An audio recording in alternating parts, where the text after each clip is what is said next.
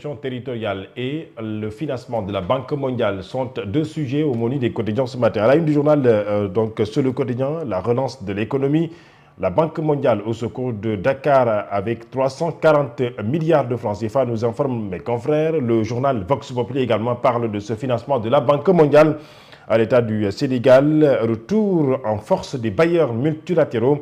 340 milliards de la Banque mondiale et 20 milliards de la Banque africaine de développement.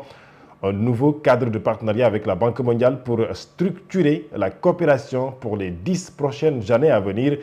Eh bien, le journal, au-delà du journal, au-delà du journal Vox Populi, le quotidien, Le Point en parlait également de cette Banque mondiale, 340 milliards de francs CFA pour accélérer les priorités stratégiques du Sénégal. L'image du représentant de la Banque mondiale en Afrique de l'Ouest et centrale et de l'autre côté, le président de la République, Bassirou Diomaye Faye, qu'il a donc reçu hier au palais présidentiel. Un nouvel appui de 340 milliards de francs CFA affiche le quotidien national Le Soleil. Le ministre de l'économie, des finances et du plan, Cheikh Diba, et le vice-président de la Banque mondiale pour l'Afrique de l'Ouest et du Centre, Ousmane Diagana, ont signé hier donc à Dakar 3 conventions stratégiques dédiées d'abord à l'agriculture, ensuite au transport et surtout à la résilience économique. C'est pourquoi le journal parlait également ce matin de financement de la Banque mondiale en faveur donc du Sénégal. Le quotidien Réumi également parle de ce financement de la Banque mondiale à l'État du Sénégal, l'agriculture, les transports, l'emploi. Le Sénégal décroche 340 milliards auprès de la Banque mondiale. Le quotidien Réumi également parle ce matin à sa une des élections territoriales à venir. Le FDR, le Front pour la défense de la République, dénonce le dilatoire de Diomaye et exige des concertations. Parallèlement, le quotidien à sa une parlait également de l'organisation des élections locales. Diomaye dans le brouillard à 5 mois de la fin du mandat des élus locaux. Pas de décret de convocation du corps électoral. Le FDR demande une concertation publique. Eh bien, la société civile, en accord avec l'opposition, ce matin, donc, le journal Vox Populi parle surtout de cette élection territoriale ou de ces élections territoriales.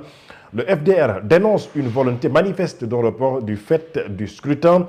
Le Front exige une concertation immédiate. Aucune circonstance autre que la volonté politique partisane n'impose le report à une autre période de l'année 2027. Oumar Sarr et compagnie préviennent contre l'incertitude et la confusion et surtout un risque de déboucher sur une prolongation illégale des mandats des élus territoriaux. Autre quotidien qui parle également de ces élections territoriales, il s'agit donc du journal Yor ce matin qui parle, mais à sa une, élection locale de 2027, fébrilité au sommet de l'État. Diomaye a-t-il peur des urnes, s'interroge mes confrères. Le journal Sud Quotidien barre à sa une tenue des élections municipales et départementales. Le FDR exige un dialogue immédiat. À la une du journal Les Échos, le quotidien parle ce matin donc du dossier Pape Cheikh Diallo. Après, bien sûr, la clôture de ce dossier, Pape Cheikh Diallo et Djiby Dramé demandent la liberté provisoire, nous informe mes confrères.